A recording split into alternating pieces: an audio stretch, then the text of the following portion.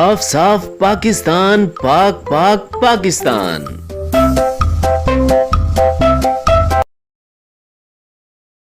सूरज की पहली उजली किरण जब अरशद साहब पे पड़ी तो वो फौरन उठ बैठे। बेगम, बेगम कहाँ हैं आप? बेगम, बेगम।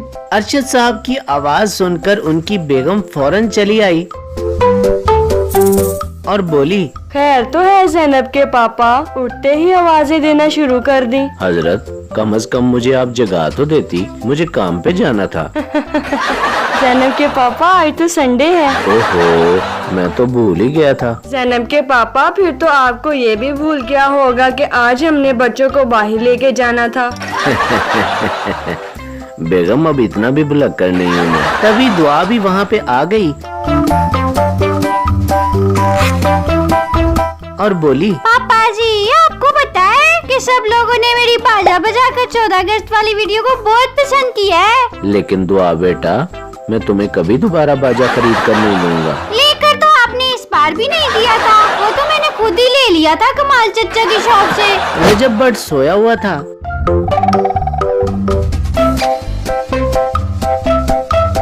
कि माँ जी आई और बोली, रजब, ओए रजब अली, उठ जा पुत्रे, तू तो ऐसे सोया हुआ है जैसे कल पाकिस्तान तूने आजाद करवाया हो। रजब उठकर बैठ गया और बोला, मम्मा जी कभी तो सुकून से सो लेने दिया करें यार। तेनू ये किंज लगदा पुत्रे कि तेनू दुनिया च सोने तो इलावा और कोई काम नहीं। माँ जी रजब को रोस्ट करने का कोई मौका हाथ से जाने नहीं देती थी। मम्मा जी आपको पता है मेरी आजादी शॉप वाली वीडियो लोगों को बहुत पसंद आई है, भर भर के लाइक्स आए हैं। लेकिन रजब जान, मेरी तौबा, आइंदा आजादी शौक मत बनाना, चोर पकड़ने को मैं ही रह जाती हूँ फिर। मम्मा जी चोरों को पकड़ना कौन सा मुश्किल है आपके लिए? वैसे उस वीडियो में आपने सच्ची कमाल कर दिया था। डक्की भाई और असद सेहन में बैठे बातें कर रहे थे। ओए असद मेरे यार, हमारा जाइंट फ्लैग सब लोगों ने बहुत पसंद किया है भाई। और पसंद क्यों ना आता, इतनी मेहनत से जो बनाया था हमने, सारे गांव का मुंह खुला का खुला रह गया था। हाय हाय हाय हाय, सरदार साहब का मुंह देखा था भाई, जैसे आलू खराब हो गया हो। लेवल का शुगर मिला हुआ था भाई, चस आ गई। शराज और मुस्कान छत पे बैठे बातें कर रहे थे कि शराज की नजर आसमान पे उड़ती काइट पे पड़ी तो उसे याद आया, मुस्कान बेन, तुम्हें पता है लोगों को मेरा 14 अगस्त के स्पेशल काइट वाला वीडियो बहुत पसंद आई था। फिर तो मैं ऐसा करो भाई, काइट्स का दुकान लगा लो। मुस्कान बेन, तुम्हारा जवाब सुनकर ख्याल आया कि मुझे किसी अक्लमंद इंसान को बताना चाहिए था। अरशद साहब घर से बाहर निकले तो बाहर का नजारा देखकर वो हैरान रह गए और बोले, या अल्लाह ये सब क्या है? रजब और माँ जी नाश्ता कर रहे थे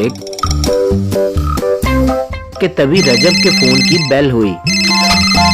किधर फोन है रजब पुत्रे? मम्मा जी खैरियत हो, अरशद साहब का फोन है।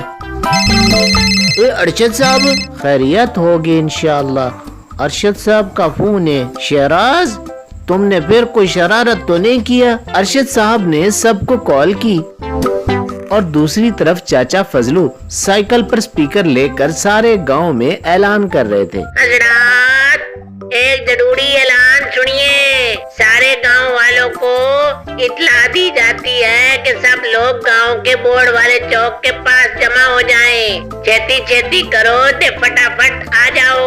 अरशद साहब और गांव के चौधरी जी पहले ही बोहड़ वाले चौक में आ पहुंचे थे। अरशद पुत्र सब नु फोन कर दिता है ना? चौधरी साहब न सिर्फ फोन कर दिया है बल्कि सारे गांव में ऐलान भी करवा दिया है, बस अभी सब लोग आते ही होंगे। देखते ही देखते सब लोग चौक में पहुंच चुके थे। जब सब लोग पहुंच गए तो अरशद साहब बोले, आप सब लोग भी सोच रहे होंगे कि आपको यहाँ क्यों बुलाया है। आप लोगों ने घर से यहाँ आने तक रास्ते में कुछ तो नोट किया होगा। अरशद अंकल, हर तरफ बहुत कचरा लग रहा था। लग नहीं रहा था शराज बेटा, हर तरफ कचरा है। मेरे बहनों और भाइयों, आप लोगों को यहाँ बुलाने का मकसद है कि आप सब ने हर तरफ जमीन पे बिखरी झंडियाँ देख ली होंगी। बिल्कुल यार, हर तरफ झंडियाँ जमीन पर पड़ी हुई थी भाई। तो आप लोगों में से किसी ने उठाने की जहमत की? यकीनन नहीं की होगी। और ये हर साल होता आ रहा है कि 14 अगस्त के बाद झंडियाँ हर तरफ जमीन पे बिखरी पड़ी होती हैं। क्या ये इज्जत करते हैं हम अपने झंडे की? क्या हमारा पाकिस्तान सिर्फ 14 अगस्त को ही होता है? उसके बाद ये क्या हमारा पाकिस्तान नहीं है? सभी लोग मुंह लटकाए शर्मिंदगी से अरशद साहब की बात सुन रहे थे। मैंने और चौधरी साहब ने ये फैसला किया है कि हम लोगों ने आज मिलकर सारी झंडियाँ उठानी है। ये मुल्क हमारा घर है और हमने अपने घर को साफ करना है। सही कह रहे हो अरशद पुत्र, हम सब मिलके अपने घर को साफ करेंगे। मम्मा जी, उम्मीद तो नहीं थी आपसे, लेकिन बात अच्छी की है आपने। हम सफाई कैंपेन भी चलाएंगे ताकि और लोग भी हमसे सीखें। बिल्कुल, रजब पुत्र बिल्कुल ठीक कह रहा है। बस फिर क्या था, मुहिब्बे वतनी के जज्बे ने सभी के अंदर हिम्मत भर दी।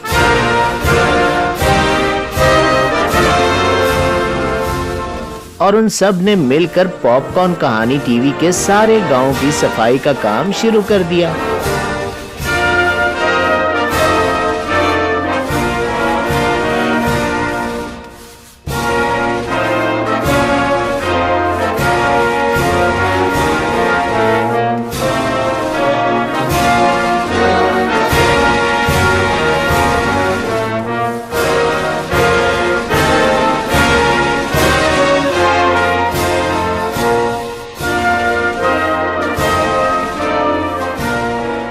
रजब पुत्र जान, वैसे मैं एक बात सोच रही हूँ। मम्मा जी, आप बस सोच लें, मुझे मत बताना, क्योंकि मुझे पता है आप मेरी बेइज्जती के अलावा और कुछ नहीं सोच सकती। कितना सियाना हो गया मेरा पुत्र।